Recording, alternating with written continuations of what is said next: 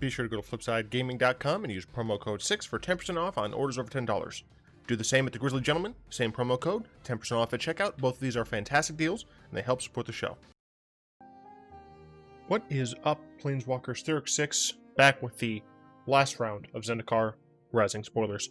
We're going to start off today with Squad Commander. It's a 4-mana 3/3 that enters the battlefield. You make a 1/1 warrior for each creature in your party. Now, this is a warrior by itself, so at minimum, you're going to get a 1/1. So this is essentially a 4-mana 4/4. What is nice, what's particularly nice about this card, is that essentially it comes with a replacement of itself. So if your Squad Commander ends up dying, you'll still have a warrior to fill out your party. At the beginning of combat on your turn, if you have a full party, creatures you control get +1/+0 and gain indestructible until end of turn. I don't know if there will be an aggressive party deck, but if there is, I suspect that this will be in it. Yeah, this seems like a pretty decent rate, giving, if it's an aggressive party deck, giving your creatures indestructible and +1/+0 the turn it comes down can be quite nice. And as I said, it does replace itself, which is helpful. Skewed Swarm. Hells to the yes. 3-mana 1/1 landfall. Whenever a land has a battlefield under your control, create a 1/1 green insect creature token. If you control 6 or more lands, create a token that's a copy of Skewed Swarm instead. I love this card. So I have two Riku commander decks. One is Riku of the Spell Reflections, and one is Riku of the Creature Reflections. And the Spell Reflections, pretty obvious. I play a few big spells. I play a lot of copy spells. The Creature version is a bunch of clones. Makes a lot of sense. I'm cloning my opponent's cards to essentially just win with their own things. But I also run several things like Spawn Wraith, right? Creatures that will continue to make more of themselves. Giant Adaphade, things like that. Because I like it. I think it's funny. This card adds to it, and I love it. I'm here for it. If you have 6 lands, 6 or more lands, you get a copy. And then you play another one. You now have 2 of these. You now have 4 of these. Do it again. You now have 8 of these. I love it so much.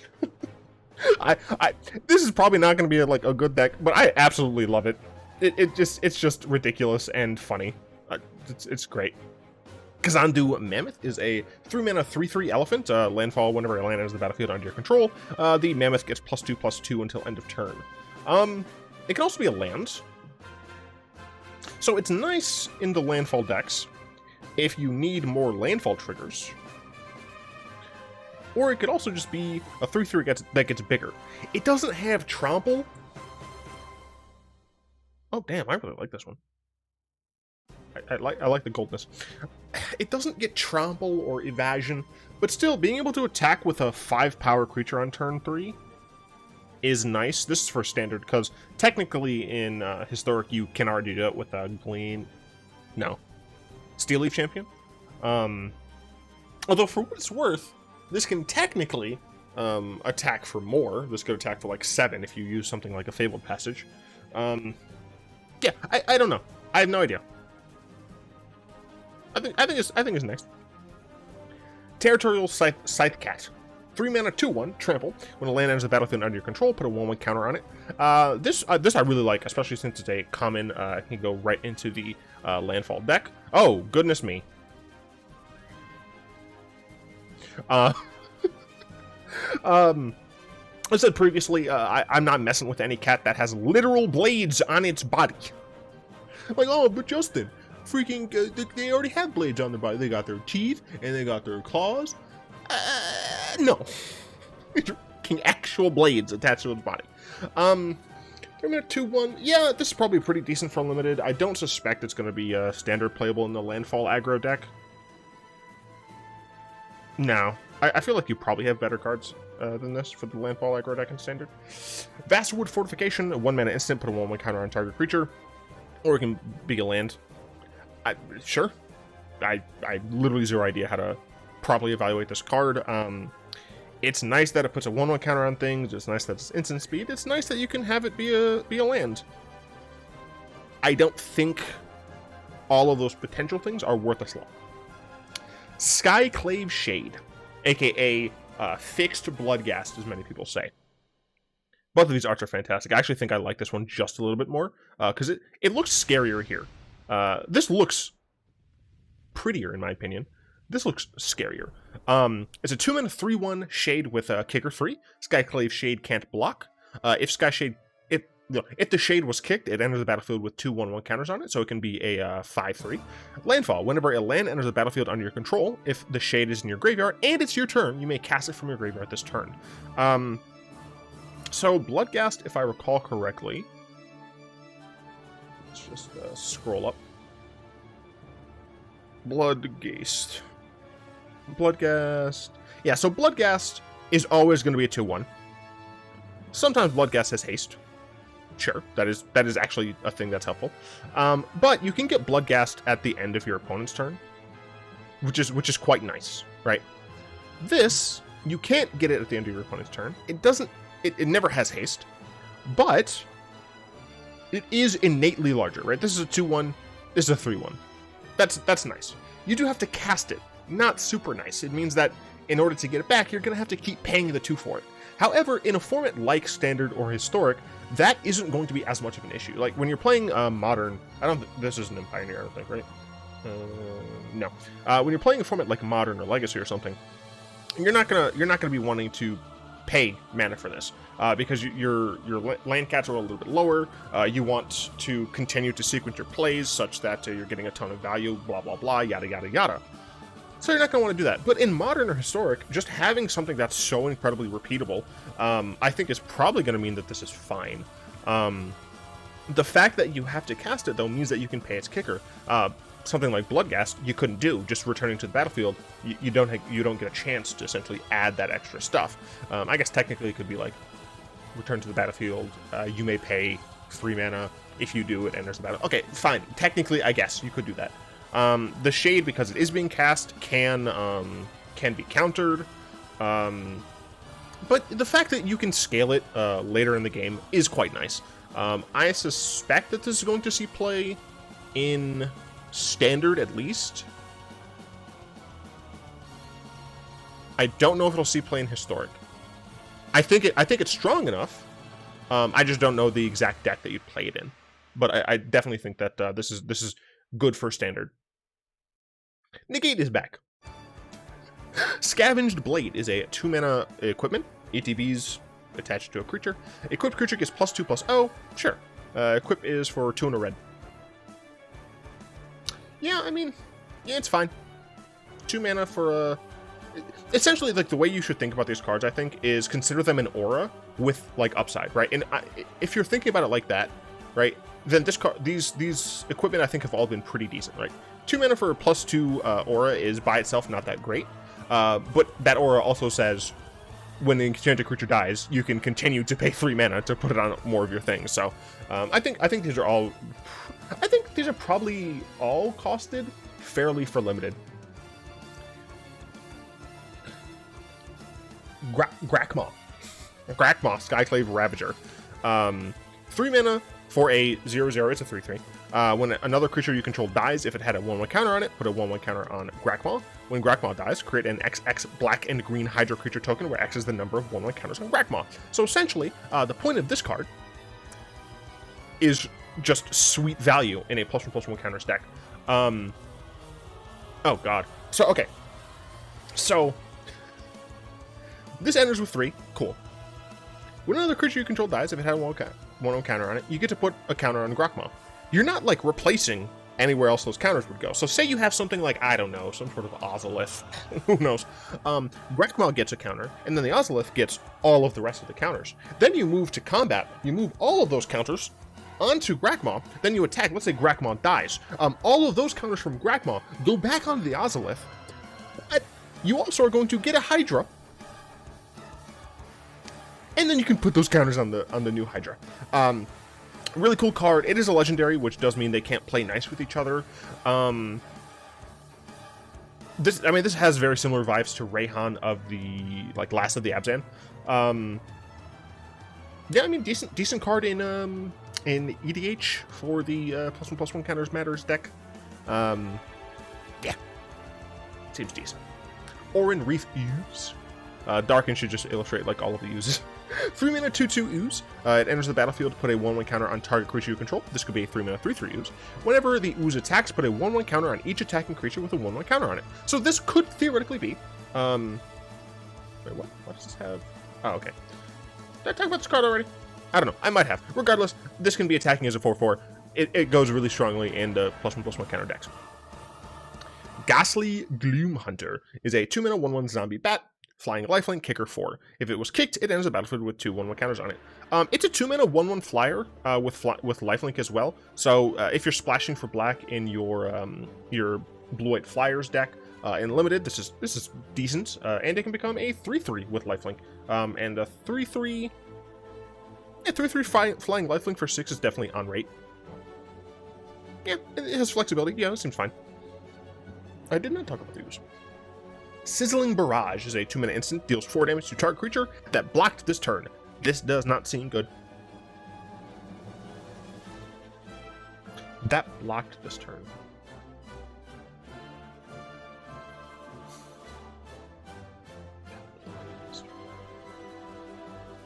I don't trust the way that's worded. But I do believe technically you can cast this before damage has been dealt. Because once a creature's declared as blocking, it has blocked. I'm fairly certain that's how you can do it. I just generally I don't like this card. Felidar Retreat. This cat looks like he's tripping. 4 mana enchantment landfall. Whenever a land enters the battlefield under your control, choose 1. Create a 2/2 white cat beast creature token, or put a 1/1 counter on each creature you control. Those creatures gain vigilance until end of turn. This card is real cool. Once again, in those +1/+1 counter matters EDH decks, fantastic. If you're doing +1/+1 counters in Brawl, this is really good. And it could also just be good in a tokens deck. Like, this is totally fine. Being able to play this on turn 5, play a Fabled Passage, crack that passage for another land, giving you 2 cats to block with is quite nice. It's essentially 5 mana for an enchantment and 4 power. I really do like this card. Shadow's Verdict. I believe this was Merchant's spoiler card. It's a 5 mana sorcery. Exile all creatures and all planeswalkers with converted mana cost 3 or less from the battlefield, and all creature and planeswalker cards with converted mana cost 3 or less from all graveyards. I don't know how to feel about this card. First of all, the art, fantastic. But whenever I see cards like this, I'm just so worried that it's too slow, right? Like if you're only hitting CMC 3 or less, right, you're typically going to be bringing this in against super low to the ground decks, and obviously it really does hurt the like sack type decks. Which is nice, because, not only are you exiling the ones that are already in the field, but you also get to exile anything in the yard. I'm just like worried that you still die. I guess I don't know. The thing is, if Black had Damnation, I'd feel a lot better about this card as being a sideboard card, right? You have Damnation in the main to get rid of, be your catch-all, right? And then you can have a few of, maybe 1 or 2 cries in the main deck as well, just to shore up those super early nonsense creatures. And then out of the sideboard, you can just bring this in against the decks where it really matters. Against the larger creature decks, typically speaking, they're not going to be as wide, so a lot of your single target removal is going to be fine against it. So I think if Black had Damnation, this card would be a lot more appealing to me, ironically. But as it is right now, I'm just so worried that you'll just fucking die. I don't know. I'm going to try it out in Bolas, don't get me wrong. In the sideboard, probably. Thundering Rebuke is a 2 mana sorcery. Oh, God. I think that's a Lagak, and it's had a bad day. Thundering Rebuke deals 4 damage to target creature planeswalker.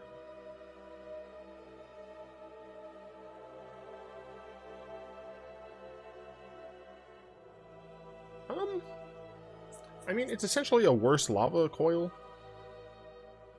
No, Lava Coil can't hit planeswalkers. No, this card is fine. Yeah, this card can hit planeswalkers.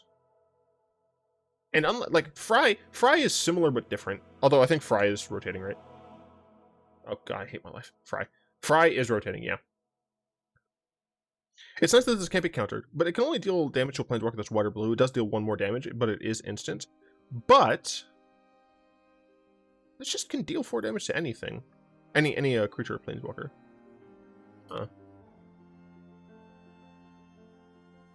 This seems strong. Once again, like, being a sorcery hurts it a lot for sure. But if you're generally playing at sorcery speed anyway, this seems decent.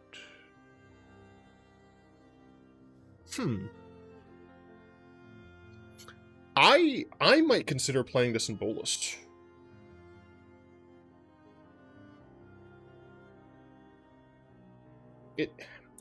The fact that it isn't instant, or black, I guess, are the two biggest issues with it. I will say this goes really nicely in medium/big red, because now, like, now in big red, right, you don't have to run just like Lava Coil or something.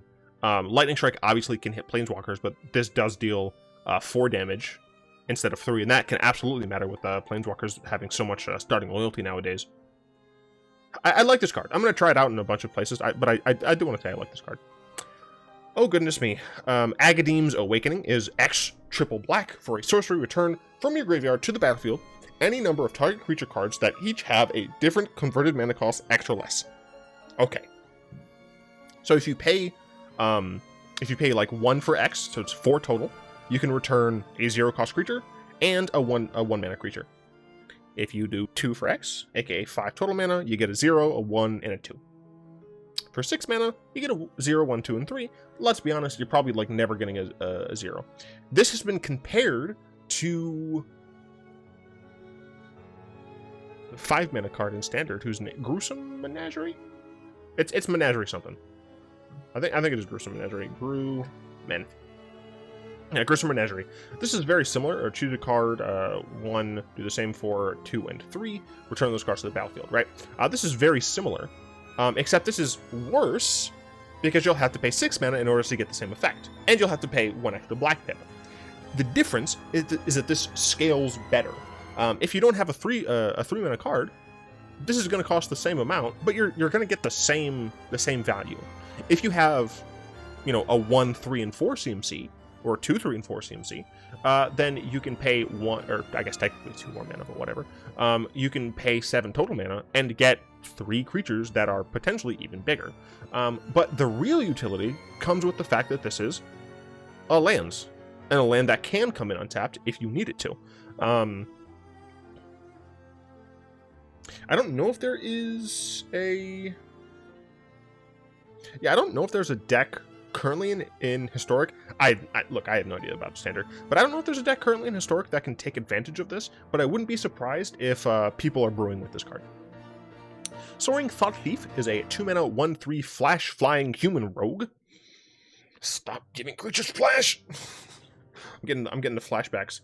As long as the opponent has 8 or more cards in their graveyard, rogues you control get +1/+0. So this is a pseudo lord. What's cool is that it does buff itself as well. So if your opponent has the rogue yard, then this is a 2-mana 2/3 flash flyer, which is just pretty decent. Whenever 1 or more rogues you control attack, each opponent mills 2 cards. Now, notably, this is whenever 1 or more, so you're not going to get this trigger off of each rogue that you have. So, you know, if you're attacking with 3 rogues, it's still just going to be one total trigger.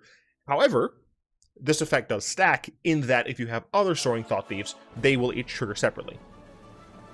So I think that this is one of the cards that is going to make the Dimir Rogue deck too legit to quit in Standard. And by too legit to quit, I mean it'll be a deck. Will it be better than like the ramp nonsense that's going on? Who knows? Master of Winds. This Sphinx is a very normal face. 4 mana for a 1/4 Sphinx Wizard. It flies when it enters the battlefield. Draw 2 cards and discard a card. Cool. Whenever you cast an instant sorcery or wizard, you may have this thing's base power templates become 4/1 or 1/4 until end of turn. So you can essentially like attack with this and have it be bigger. I do not suspect that this card is going to see play anywhere.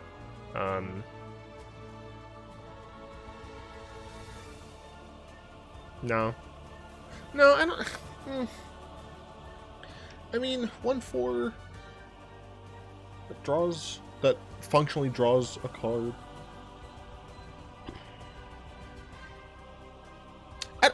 know what blue-white control plays in Standard anymore. This is not going to see play in Historic, except for in like Sphinx memes decks. But Sign of the Swarm. 5 mana for a 3/3 flyer, Vampire Cleric. Alright, decent for limited. Whenever you gain life, put a 1/1 counter on Sign of the Swarm.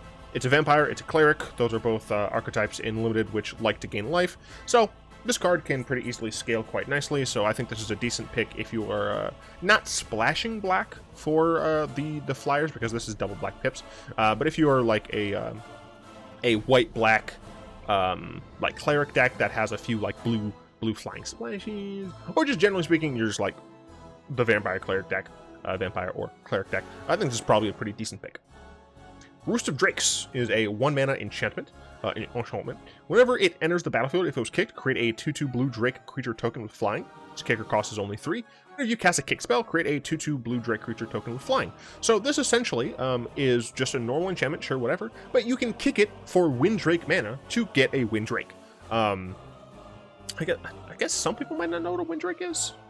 It's a 3-mana blue flyer. This is like the quintessential. Oh, this Windrake. There we go. When's the last time this was? Oh, Kaladesh. Okay. Yeah, it looks like Kaladesh was the last time it was truly reprinted. This is like the average that you're looking for things. Anyway, yeah. So you can kick it for Windrake, and you get a Windrake. It's pretty decent. And then whenever you cast a kick spell, you get more Windrakes. Once again, there is a Simic kicker commander. So you'll play this in the Brawl deck.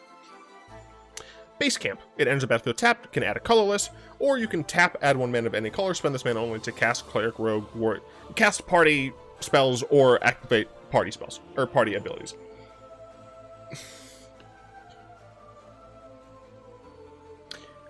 This is fine for the limited, like, full party archetype where you're going to be playing, 3 or 4 colors. Outside of that, I do not think it's good. Ancient Green Warden is a 6-mana, 5/7 elemental with reach. You may play lands from your graveyard. If a land entering the battlefield causes a triggered ability of a permanent you control to trigger, that ability triggers an additional time. It is very important to note that sometimes that can be a bad thing. I'm wondering if this has... I don't know where, like, any of them are. I was just trying to see if there were any on, like, the first pages. It does not seem that there are. Oh, you know what? It's probably on the very last pages. No, I'm just dumb and wrong. Whatever.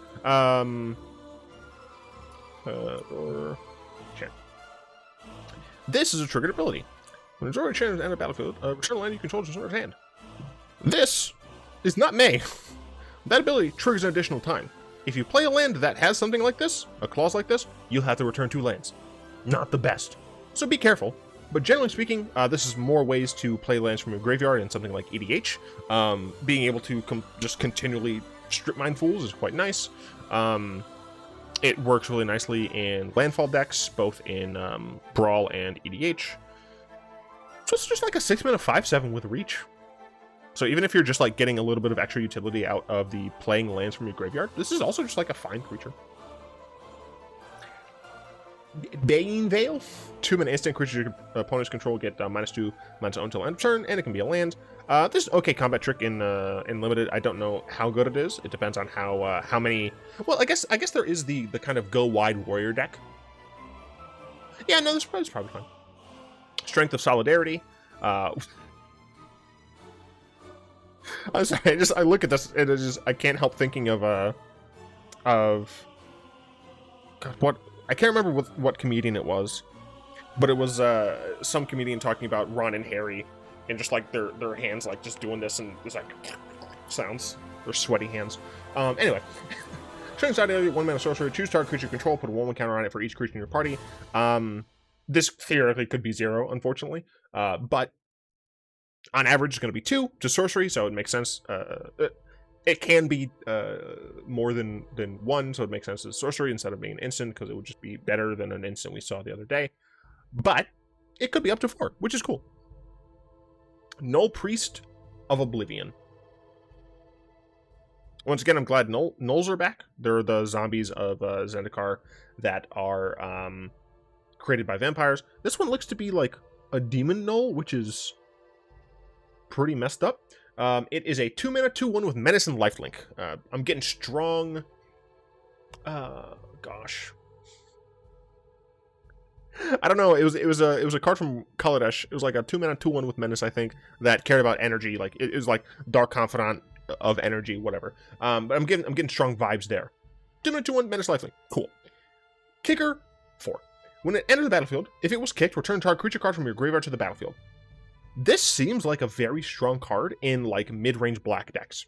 And the reason I say that is because 2 mana for a 2/1 with Menace and Lifelink is just a generally decent stat line, like already. If you're trying to be on the aggressive side, the Menace makes it so that it's more annoying to block. If you're trying to be on the defensive side, the fact that you have Lifelink means that you can either continue to attack if your opponent's also attacking you, have a race be nicer, but also you can block something and still have some semblance of value by getting some life gain. Additionally, if you draw them late game, it doesn't come back to your hand. This goes to your battlefield. So if you're playing something like Phyrexian, Obliterator, Gary, things like that, then you could just be like, all right, well, you killed my Gary last time. I'm going to cast this for 6 mana. I'm going to return a Gary, and I'm going to drain you for an additional 3. Now I have a 2/1 with Menace and Lifelink, as well as another Gary. Just generally speaking, I really do like this card. I don't think you play this in dedicated Reanimator decks. There's like just other things you would rather do. But I think for some sort of like mid-range resilient black deck, I think this is pretty strong. Kargan Warleader is a 3-mana 3/3 human warrior. Other warriors you control get +1/+1. I haven't been able to decipher like when Wizards decides to. The front door was that? All right, random stuff. I'm hearing sounds. I haven't been able to decipher when Wizards chooses to grant a tribe 3 mana versus 2 mana lords. Because Merfolk, historically speaking, has had 2 mana lords. They don't need 2 mana lords though. They have a lot of tribal support. So it can't be tribal like our pre-existing tribal support. Warriors don't have a ton of tribal support. Another reason why I think that it can't just be that. This is a 3-mana 3/3 by itself, which is nice, because often you'll see the 3-mana lords be like 2/3s. I appreciate them steering away from that, especially considering this is a multicolor card. If you're making a warrior deck, especially one that goes wide, wait a minute. What is that card called? It is, oh goodness me. Alright, give me a sec. So the card I was thinking was Heroic Reinforcement. Unfortunately, they make soldiers, not warriors. Ripperoni. Hey, look, it's the card that I spoiled. It's my card. Aw, I'm so happy about it. 3 mana, 0/3, defend the reach wall. Creatures you control have haste. Oh.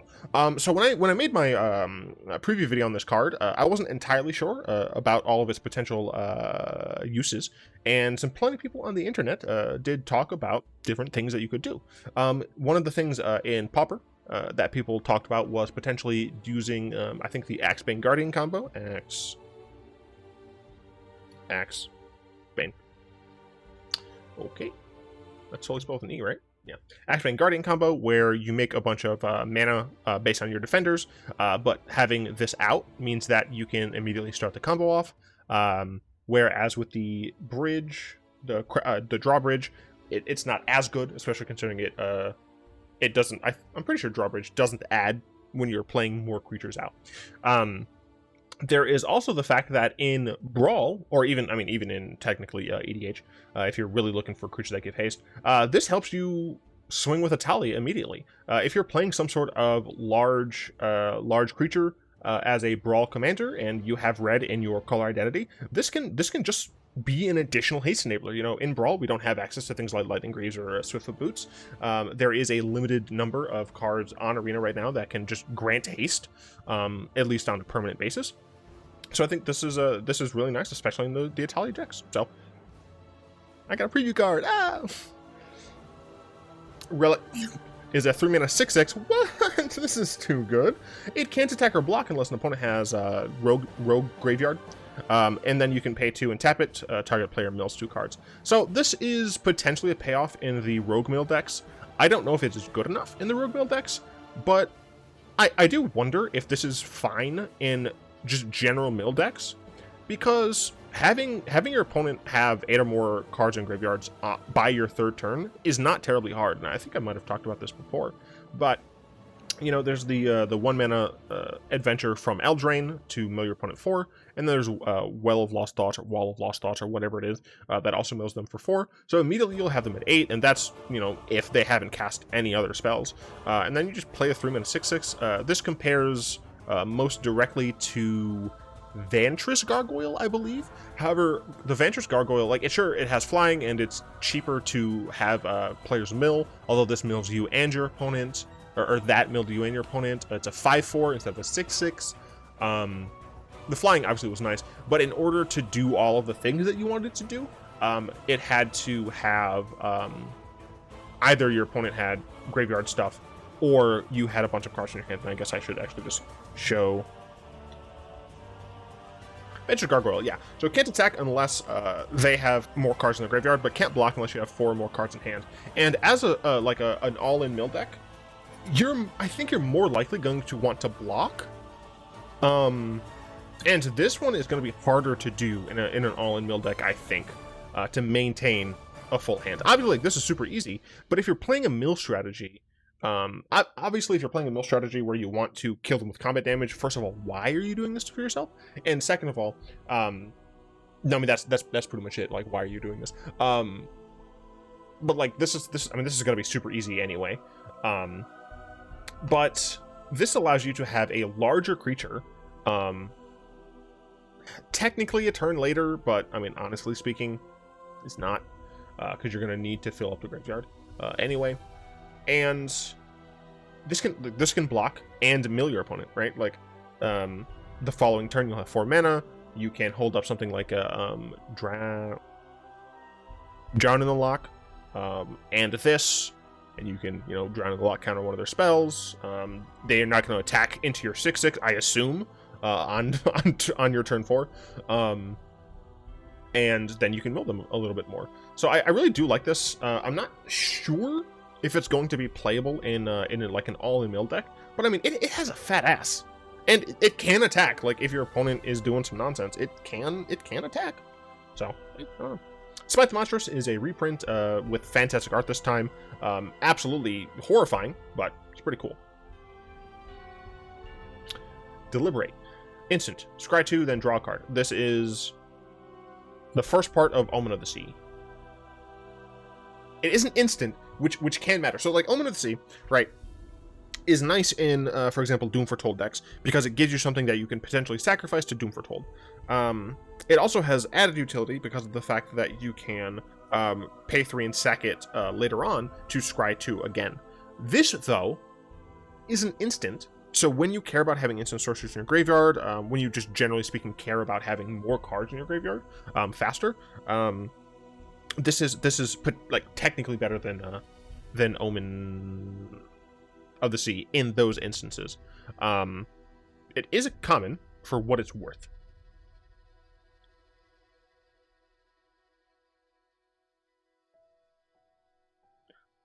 I don't know if that's worth anything in Pauper. Once again, I'm not an expert in Pauper. Relic Vile is a 3-mana artifact. Pay 2, sack it, sack a creature, draw a card. As long as you control a Cleric, Relic Vile has whenever a creature you control dies, each opponent loses 1 life, and you gain 1 life. As long as you control a Cleric, or a creature you control dies. If you have a Cleric, and you sack that Cleric, is the trigger going to go on the stack?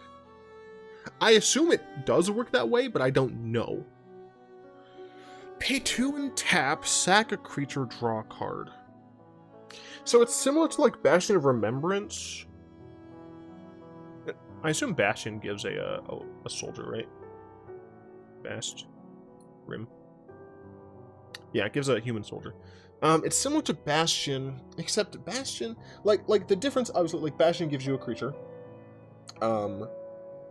This one gives you the ability to draw a card.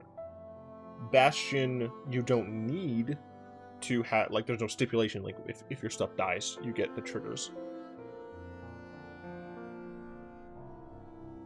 Yeah, I feel like this just is not as good as Bastion. Fantastic art, though. Man, I assume this is actually a guy's hand. Rocking them nails. Rar.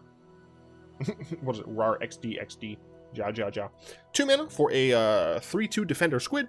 Whenever land is the battlefield under control, the Squid can attack this turn as though it didn't have Defender. It plays a role in Limited. It can trade up. It could also trade down. And it can attack if you needed to. Sure. I like both arts. Both arts are great. Glasspool Mimic is another card that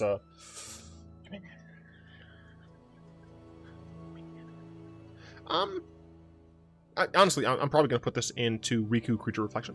One, because it's a 3 mana Rouge. Oh, it's one of the ones that only copy a creature you can. So it's a 3 mana enters the battlefield as a copy of target of a creature you control, except it's a shapeshifter rogue and it just shoots other types.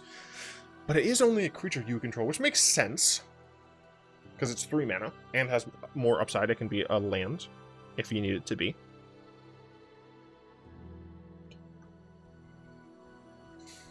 I still think it's probably worth running in a deck like that because of the utility of having it as a land.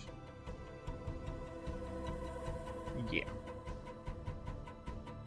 In terms of like standard or something, I don't see this being played. Gul'draz's Mucklord. It's a 3 mana 2/3 Crocodile. When it dies, put a 1/1 counter on target creature you control. Yep. This seems reasonable as a limited card. Fireblade Charger is a 1 mana 1/1 Goblin Warrior. As long as it is equipped, it has haste. When it dies, it deals damage equal to its power to any target. This is very similar to Candle Boy, cute little Candle Boy. I can see all of the card images in my head, but I can't remember. Firefoot, something, feet, something, foot devil, foot. Hey, there you are, Footlight Fiend.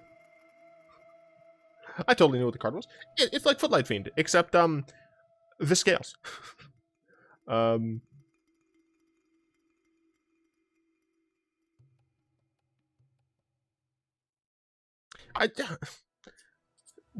Ravnica has such fascinating world building.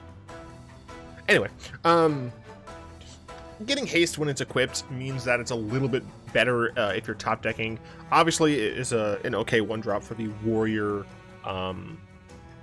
equipment deck. But the fact that it scales when it dies is pretty cool. I'm not sure you even need to play this in like an equipment deck in order for this just to be like an okay card.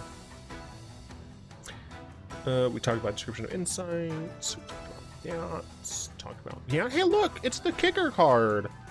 This is Verizon Split Current. It is an X green-blue serpent. It feels so weird seeing an X card that has a green that isn't a Hydra. I don't know how I feel about it. It enters the battlefield with a +1/+1 counter on it for each mana spent to cast it. You can choose to spend 0 for X. You will get a 2/2 creature. This is because of the fact that Wizards recognizes that this could be played as commander.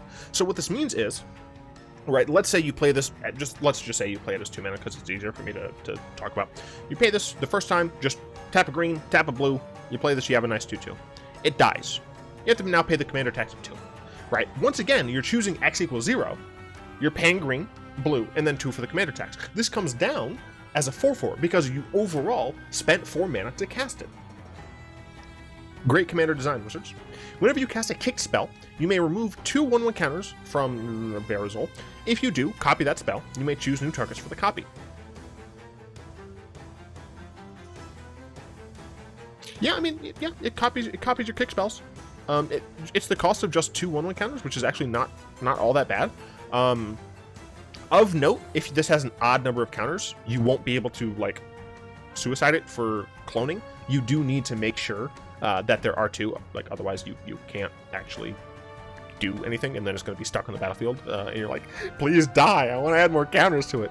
Although that can be mitigated with proliferation. This is in the proliferation colors. I'm very sorry. It's cool. I like this card. It's a cool card. Ooh. I'm going to have like a brawl off between Verizon and Halar. They're both kicker deck. Just triple check. Halar just makes himself bigger, right? If that spell was kicked, put a 1/1 counter on it, then it deals damage equal to each opponent. Oh gosh. This is 3. I thought this was a 4-mana 3/3. This is a 3-mana 3/3 with value. Alright. So it's gonna be pretty close. Thundering Spark Mage is a 4-mana 2/2 human wizard. It enters the battlefield, it deals X damage to creature or player, where X is the number of creatures in your party. At minimum, this is going to be 1 damage. On average, in limited, this is going to be 2 damage. 4 mana for 2 damage, and a 2/2 is okay if you're playing the wizard deck or the party deck. Otherwise, I don't like the idea of a 4-mana 2/2. Bruh. First of all, this thing looks uncanny as all hell. Myriad Construct, 4-mana artifact construct creature. It's a 4/4. 4 mana for 4/4. Colorless. Yeah, this is like auto include in literally every limited deck ever. It has kicker 3. If Myriad Construct was kicked, it enters the battlefield with a 1/1 counter on it for each non-basic land your opponents control. When Myriad Construct becomes the target of a spell, sacrifice it and create a number of 1/1 colorless construct artifact creatures tokens equal to its power. So, you can play this as a 4/4. If it gets targeted by any spell, including your own, you must sacrifice it. So that is a little unfortunate. You know, you can't keep beating them down with a single creature. But then, you know, you replace it with a bunch of little dudes. If it was kicked, you're going to get a decent number of 1/1 counters on it.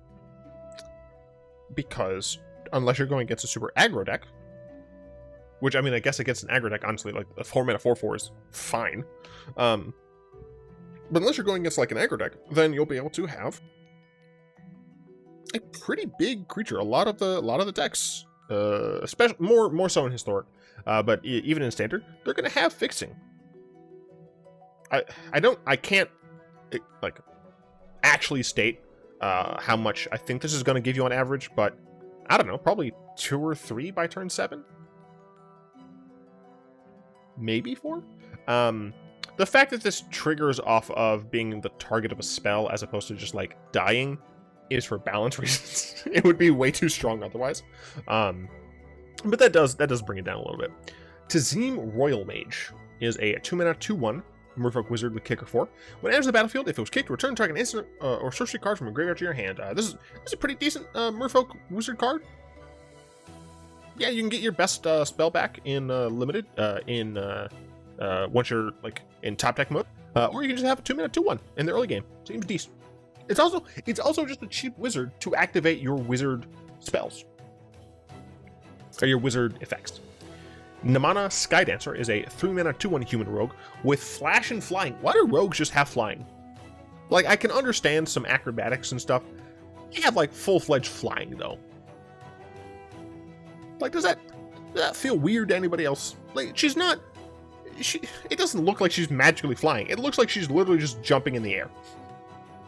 I will say, real dope outfit though. Masking up. When she enters the battlefield, target opponent mills 2 cards. Limited card. Core Celebrant is a 3-mana 1/4 Core Cleric. Whenever Core Celebrant or another creature enters the battlefield under your control, you gain 1 life. In limited, if you're trying to find more of your Cleric synergies and your life gain synergies, this is the card for you. However, I do not think that. What am I saying? This is not going to see standard play. Shatterskull Charger is a 3-mana 4/3 Giant Warrior. I thought that was a dog by its side for a second. No, that's a full-ass horse. Kicker 2. Trample Haste. If Scavenged Charger was kicked, it enters the battlefield with a 1/1 counter on it. At the beginning of your end step, if Scavenged Charger does not have a 1/1 counter on it, return it to its owner's hand.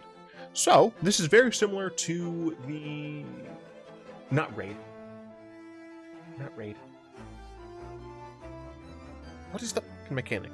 One of the mechanics from Cons of Tarkir. Dash? Dash. It's similar to the dash mechanic, except kind of reversed. So, for 3 mana, you can play this as a trample haste creature that bounces back to your hand. You can kind of keep getting those casts if you really want it to. Or you can pay 5 mana for a 4 or for a 5/3 trample or 5/4 trample haste creature, which is also just like on rate. Like this card is just fine. This card is on rate. It will likely see play. Oh, I love this card so much, dude. Crab people. Charix the Raging Isle is a 4 mana Leviathan Crab. It is a 0/17 creature. I believe this is the largest toughness on any black bordered creature. Spells your opponent's cast that target Charix cost 2 more to cast. This should cost like 4 more to cast because it's that funny. Pay 3 mana. Charix gets +X -X until end of turn, where X is the number of islands you control. Now, for what it's worth, you can accidentally kill your own Charix. You have too many islands, you activate this too many times, your Charix is going to go bye-bye. That said, who needs to activate this card when you have things like High Alert? When you have things like Ghastly? This does not have Defender. So, for what it's worth, that can technically be a negative because it doesn't work with Arcades, but, whatever. You can just, turn 2, play Tetsuko? Is she Tetsuko?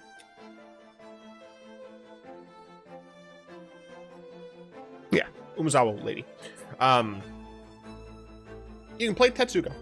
Turn 2. Power or Toughness. 1 less, can't be blocked. Then on turn 3,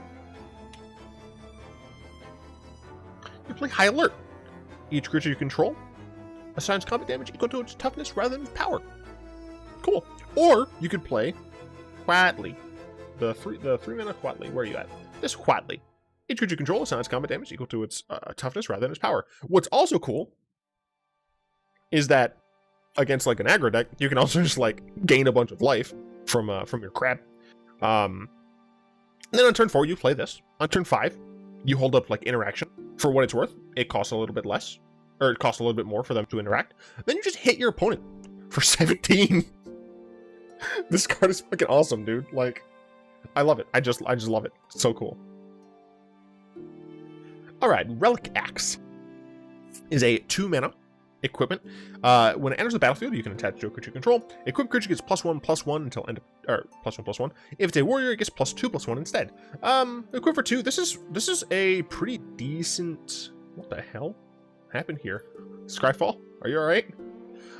It's probably a pretty decent equipment because of the fact that it doesn't give such a large boon that the equip cost has to be ridiculous. Obviously, in a warrior limited deck, this is better. But in limited, if you're able to, have a lot of creatures with evasion, this card gets a lot better. So. Relic Amulet is a 2 mana artifact. Whenever you cast an instant sorcery or wizard, put a charge counter on Relic Amulet.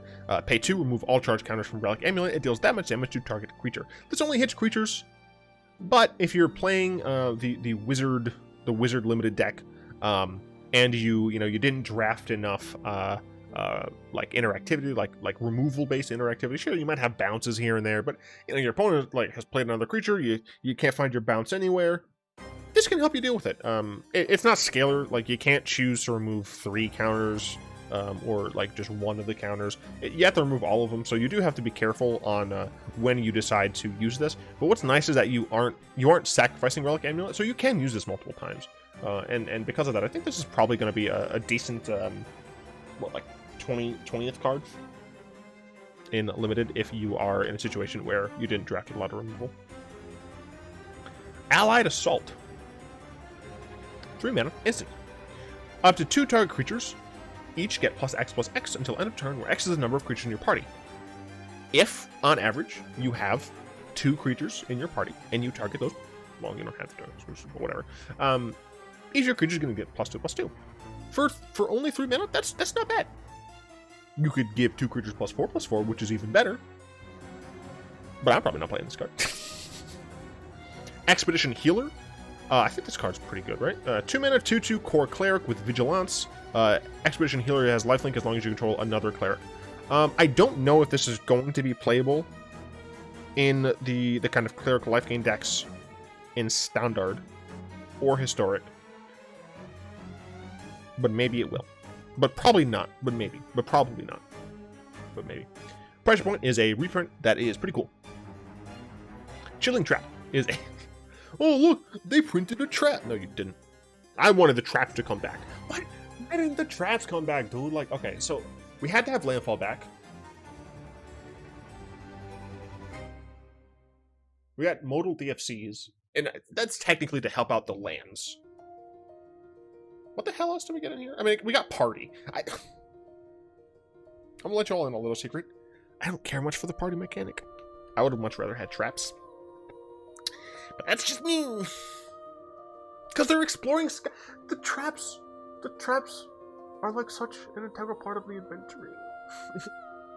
I'm just gonna whine and moan about it. 1 mana instant, target creature gets -4/-0 until end of turn. If you control a wizard, draw a card. Sure, it's pretty decent in limited as a little foggy type thing. And if you're playing the wizards deck, not only is this going to trigger some of your wizards, you're also going to be able to draw a card a lot of the time. Nimble Trap Finder. Who needs to find traps when there are traps in the game? I shook my desk. It's a 2 mana 2/1 Human Rouge. Can't be blocked if you can. Can't be blocked if you had another cleric, rogue, warrior, wizard enter the battlefield under your control this turn. So you like this in parties. At the beginning of combat on your turn, if you have a full party, creatures you control gain. Whenever this creature deals combat damage to a player, draw a card.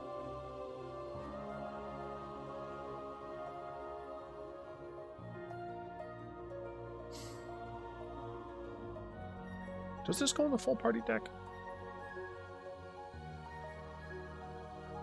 I don't know. I don't know if that can be a deck. I don't know. I don't know enough of the... Like, I haven't been paying enough attention to the creature types that are currently in Standard and Historic from the previous sets. So I really don't know. Blood Price. The Iron Price. 4 mana, sorcery, look at the top 4 cards of the library, put 2 of them into your hand, and the rest on the bottom of your library in any order. You lose 2 life. Put 2 of them. You have to put 2 of them? What if I don't want 2 of them? No, we've seen very similar effects at a very similar cost. This is another one of those effects. Marauding Blood Priest is a 3 mana 3/2 Vamp Cleric. Whenever you gain life, each opponent loses 1 life. We have a lot of these like style effects now, which is cool. Also, I really like this art. Vanquish the Weak is back from Ixalan. Both arts are fantastic. I have to say this flavor text because it's great. Open conflict between expeditionary houses or even individual adventuring parties is discouraged, but accidents do happen. It's hilarious. Vampire. I'm pretty sure it's a vampire. Was just like, oh yeah, push. This is obviously a human because they don't have the vampire nonsense, nor are they pale as and have like white hair. Pyroclastic Helium is a 5 mana 4/5. It enters the battlefield. You may return a land you control to its owner's hand. When you do, Pyroclastic Helium deals 2 damage to each opponent. So, in the later games, in Limited, this can bounce a land you have to deal 2 damage, and you can go and play that land again to get some sweet landfall triggers. Yeah, it's probably fine Limited for the like end of the landfall deck. If you're looking for more playables. Shadow Skull Minotaur is a 6 mana 5/4. This spell costs 1 less to cast for each creature in your party. On average, this is going to cost 4 for a 5/4 haste. This could cost 6. It could cost 2. Depends on your party makeup. Sure. Tormenting Voice is back again. This goblin looks horrifying. I mean, I guess I would too. Turn Timber Ascetic. 5 mana for a 5/4 cleric giant. When it enters the battlefield, you gain 3 life. Not really gonna linger on that because there's nothing special about it. Cliffhaven Kitesail is a 1-mana equipment, gives the equipped creature flying, and it once again can enter and just attach it to a creature you control. Also equip 2. This is once again I think one of the slightly better ones, because just giving a creature you have flying for 1 mana is quite fine, and it sticks around and you can keep moving things around. I like it. Throne of Makindi. Oh, there's another one by Igor. I do love Igor stuff. Is a land that can tap for a colorless, or you can tap and put a charge counter on it, and then you can tap, remove a charge counter from the throne, add 2 mana of any 1 color, spend this mana only to cast kick spells. I mean, it helps cast and kick spells. 2 mana. Yeah, I mean, I'll play it in the Brawl decks. If you're playing kicker decks in Brawl or Commander, or I guess technically maybe Standard. I don't know if it's too slow. Then yeah, play this. If you're not, don't. Skyflave Sentinel is a 3-mana 2/3 gargoyle with kicker 4, flying, and defender. If it was kicked, it enters the battlefield with 2 1/1 counters on it. As long as it has a 1/1 counter on it, it can attack as though it didn't have defender. Notably, you don't have to kick it in order to get to get a counter on it to make it so that it can attack as if it didn't have defender. You can just like give it a +1/+1 counter later on, via like a creature entering the battlefield and giving a counter, or you cast a spell that targets it, they give it a counter, blah blah blah. 7. It is 2 counters. 7 mana for a 4/5 is a little expensive, but it is kind of modal. I mean, no, it is modal. And you can just give it a counter. It's probably pretty decent and limited.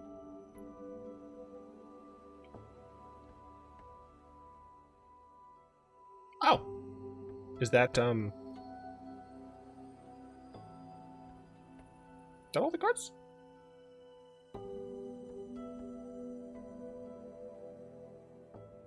No. Images. Spoiler date. Huh. That's all the cards. Well.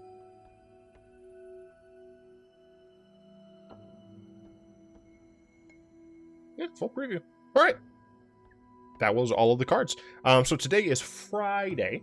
So tomorrow, I will be streaming on Twitch, and I will be brewing a lot of decks. Most of the decks will be historic. I will be doing some standard and some Brawl, but the majority of the decks will be historic. So definitely hang out tomorrow. I don't know what I'm going to do for Saturday's video. Oh, okay, never mind. I know what I'm going to do for Saturday's video. But yeah, definitely hang out. I do very much appreciate all of you hanging out with me on this journey of these ZNR spoiler cards. I've not heard Wizards talk at all on like Twitter or anything about the early access event. When does this set come out? Zendikar Rising Arena release date. September 25th. It's the 10th. So 25th is next in 2 weeks. So I suspect it's that far out. Why are we getting the release date? Wait. No, it's 17th. It's the 17th. The 25th is the full release. The 17th seems to be on Magic Arena. Yeah, so it's going to be on Arena on the 17th. So that's next week. So I assume... And that's on Thursday. The early access event is usually 1 or 2 days before, so I assume it's going to be the 15th or the 16th. So I assume Wizards is going to start talking about it today and this weekend, maybe? I don't know. Wizards is weird. I don't know what's going on. I applied for it on Stream Elements. I don't know. Anyway, I'd like to thank my lovely patrons, especially Fogwin, for continued support. If you'd like to join them and support the show, you'll find links in the description below. Hope, of course, you've enjoyed this video. If you did, like, comment, subscribe, all that good stuff. Let me know what you want to see me make for Saturday, and I will do my best to get that in. Yeah. Until next time, all will be one, and stuff and junk and things and etc. And I'm actually trying to get this to a certain point.